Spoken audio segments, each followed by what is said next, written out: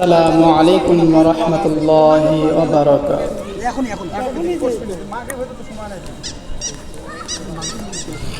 আলহামদুলিল্লাহ নাহমাদুহু ওয়া নাস্তাঈনুহু ওয়া নাস্তাগফিরুহু ওয়া নাউযু বিল্লাহি মিন শুরুরি আনফুসিনা ওয়া মিন সাইয়্যাতি আ'মালিনা মান ইয়াহদিহিল্লাহু ফালা মুদিল্লা লাহু ওয়া মান ইউদ্লিলহু ফালা হাদিয়া লাহু ونشهد أن سيدنا وسندنا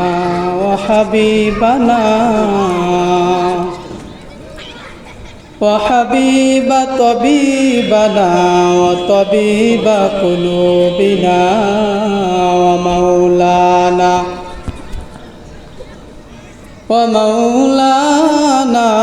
محمدا عبده ورسوله الذي أرسله الله تعالى بالحق بشيرا ونذيرا وداعيا إلى الله بإذنه وسراجا وقمرا منيرا أما بعد فأعوذ بالله من الشيطان الرجيم بسم الله الرحمن الرحيم ولا تكونوا كالتي نقضت غزلها من بعد قوة أنكاثا وقال النبي صلى الله عليه وسلم تركت فيكم أمرين لن تضلوا ما تمسكتم بهما كتاب الله وسنة رسوله الحمد لله সমস্ত প্রশংসা সেই মহান রব্বুল আলামিনের দরবারে, যিনি আমাদেরকে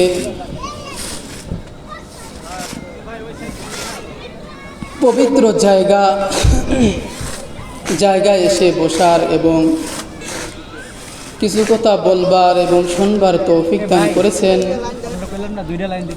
এজন্য সবাই শুকরিয়া আদায় করি আলহামদুলিল্লাহ। যাহার উসিলায় এই দুনিয়াতে আমাদের আগমন, যাহার উসিলা করে, যাকে উসিলা করে কেন্দ্র করে এই দুনিয়ার সৃষ্টি,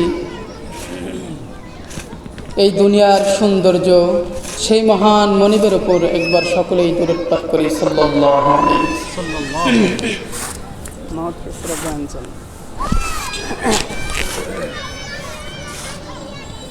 কালের আবর্তনে, সময়ের বিবর্তনে আজ মুসলিম জাতি এমন এক সংকটময় মুহূর্তে এসে উপনীত হয়েছে, যখন সারা বিশ্বের আনাচে কানাচে বাতিল দিয়ে ভরপুর। ঠিক এমন এক মুহূর্তে ওলামা ও তলাবাদের সংগঠন ইসলাহুল মুসলিমিনের পক্ষ থেকে সুন্দর একটি আয়োজনের ব্যবস্থা করেছেন। এজন্য তাদেরকে জানাই আন্তরিক মোবারকবাদ। অল্প সময় আল্লাহ যদি তৌফিক দান করেন তাহলে কিছু আলোচনা করব ইনশাআল্লাহ। আমার তৌফিক ইল্লা বিল্লাহ। আল্লাহ তাআলা আমাদিগকে যে নিয়ামতটা দিয়েছিলেন তা হলো রোজার মাস। রোজার মাস অতিবাহিত হয়ে গিয়েছে। এই রোজার মাসে আমাদের সাধ্য অনুযায়ী আমরা নামাজ, রোজা, কোরআন তেলাওয়াত জিকির আজকার দোয়া দরুদ ইত্যাদি আমল করেছি।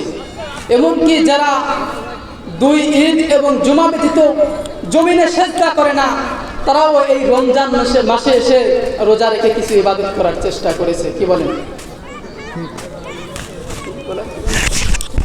এই জন্য আমরা চাই যে রমজান মাসটা আমাদের যেভাবে কেটেছে, আমরা রমজান মাসে যেভাবে কোরআন তেলাওয়াত করেছি, নামাজ পড়েছি, এইভাবে যেন আমাদের সারাটা জিন্দেগি চলে যায়। এমন দেখা যায় যে আমরা রমজান আসলে শুধু রোজা রাখি, রমজান শেষ আমাদের বাহাদুরিও শেষ। এর জন্য রমজান মাসে তো আমরা ইবাদত করবই, ওটা তো রোজা রাখা ফরজ। বাকি আমাদের যে দিনগুলো রয়েছে 11টি মাস, এই মাসেও আমাদের ইবাদত জারি রাখতে হবে, আমল জারি রাখতে হবে। রমজান মাসে যেভাবে চলেছে সেভাবে চলার জন্য, যদি সেভাবে চলতে চান তাহলে 8টি শর্ত মেনে নিতে হবে। কিতাবে বর্ণিত 8টি শর্ত বলা হয়েছে। 1 নাম্বার, আমল যেন নষ্ট না হয়। 2 নাম্বার, হেদায়েতের পরিবর্তে গোমরাহি ক্রয় না করা। 3 নাম্বার, শয়তানের ধোঁকায় না করা। 4 নাম্বার, নামাজ পরিহার না করা। 5 নাম্বার, কোরআন তেলাওয়াত করা। 6 নাম্বার, জিকির আজকার করা। 7 নাম্বার, ভালো বন্ধুদের সাথে থাকা। 8 নাম্বার, শাওয়াল মাসের 6টি রোজা রাখা। তো 1ম নাম্বার, আমলকে নষ্ট করব না। এ বিষয়ে আল্লাহ তাআলা কোরআনে কারীমের মধ্যে ঘোষণা দেন, ওয়ালা তাকুনু কাল্লাযীনা কাদাত গজলাহা মিন বাদি কুওয়াতিন আনকাসা। বান্দা, তুমি ওই নারীর মতো হয় না যে নারী শক্ত সুতা পাকানোর পর, শক্ত করে সুতাটা পাকানোর পর টুকরো টুকরো করে ফেলে। তোমরা ওই নারীর মতো হইও না। বান্দা, তুমি সারাটা জীবন আমল করলে, কিন্তু মৃত্যুর আগ পর্যন্ত এমন একটি কাজ করলে যে কাজের কারণে তোমার সারা জিন্দেগীর আমল বরবাদ হয়ে যায়। এমন কাজ থেকে আমাদের বিরত থাকতে হবে। কথা বলেন।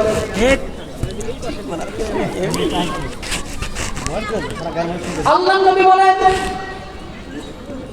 তোমরা যদি গুনাহ থেকে বাঁচতে চাও তাহলে দুটি কাজ থেকে বিরত থাকতে হবে, দুটি জিনিস থেকে বিরত থাকতে হবে। আল্লাহর নবী বলেন, মান ইয়াযুমানি মা বাইনা লাহইয়াই ওয়া মা বাইনা রিজলাইহি আযমান লাহুল জান্নাহ।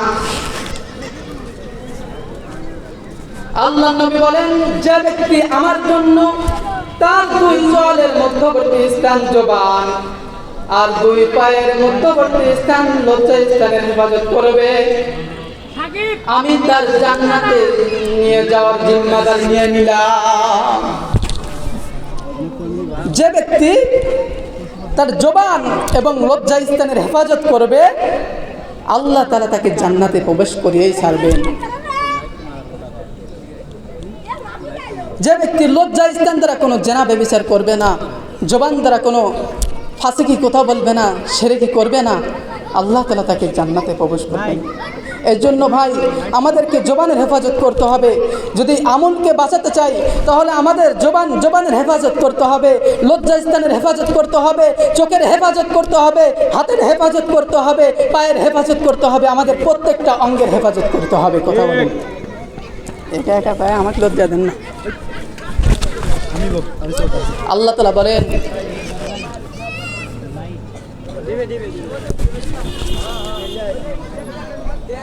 ইয়া আইয়ুহাল্লাযীনা আমানু আতিউল্লাহা ওয়া আতিউর রাসূল ওয়ালা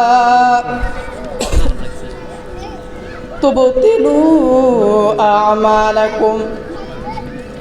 হে মুমিনগণ, তোমরা আল্লাহ তাআলার আনুগত্য করো এবং রাসূলের তরিকা অনুযায়ী চলো, রাসূলের আনুগত্য করো এবং আমলগুলোকে নষ্ট করিও না। বারবার বলতেছি আমলগুলোকে নষ্ট করিও না, আমলগুলোকে নষ্ট করিও না।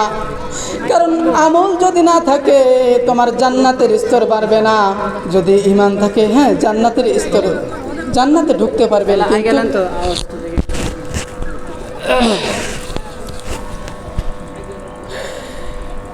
2 নাম্বার বলা হয়েছে হেদায়েতের মোকাবেলায় গোমরাহিকে ক্রয় করা। ইতিহাস ঘটলে দেখা যায়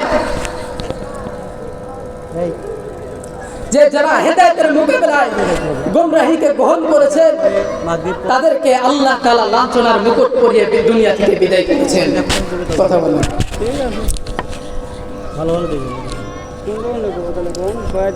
ফিরাউন হেদায়েতের পরিবর্তে গোমরাহিকে গ্রহণ করেছে, আল্লাহ তাআলা তাকে দুনিয়াতেই লাঞ্ছনার মুকুট পরিয়ে দুনিয়া থেকে বিদায় করে দিয়েছে। নমরুদ হেদায়েতের পরিবর্তে গোমরাহিকে গ্রহণ করেছে, যার কারণে আল্লাহ তাআলা দুনিয়া থেকে তাকে লাঞ্ছনার মুকুট পরিয়ে বিদায় করে দিয়েছে। আজ বর্তমানে যারা হেদায়েতের পরিবর্তে গোমরাহিকে গ্রহণ করে রেখেছেন, হেদায়েতের পরিবর্তে দিন দিন থেকে বিমুখ হয়ে রয়েছেন, যারা নিজের কইতেছিলেন কি আপনি, যারা হেদায়েতের পরিবর্তে গোমরাহিকে গ্রহণ করে রেখেছেন, যারা সুদ ঘুষে লিপ্ত রয়েছেন, তাদেরকেও আল্লাহ তাআলা এই দুনিয়াতে লাঞ্ছনার মুকুট পরিয়ে বিদায় করবেন। এই জন্য ভাই আমরা হেদায়েতের পরিবর্তে গোমরাহি যারা ক্রয় করে রেখেছেন, যারা বিনা দোষে জেলখানায় ভর্তি করে রেখেছেন, এমন ব্যক্তিদের জন্য বলা উচিত ছিল আরো স্পষ্টভাবে, কিন্তু কি বলা যায়,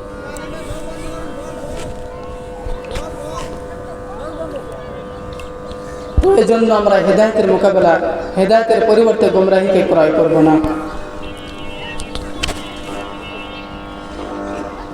3 নাম্বার, শয়তান থেকে সতর্ক থাকা। আমরা শয়তান থেকে সতর্ক থাকব, যত শয়তান আমাদেরকে ধোঁকায় না ফেলে। 4 নাম্বার, কোরআন তেলাওয়াত করা। আমাকে তামাশার জন্য বসায় দিয়েছেন, আমার তো আর ভালো লাগতেছে না, এমনি কি বয়ান করা যায়?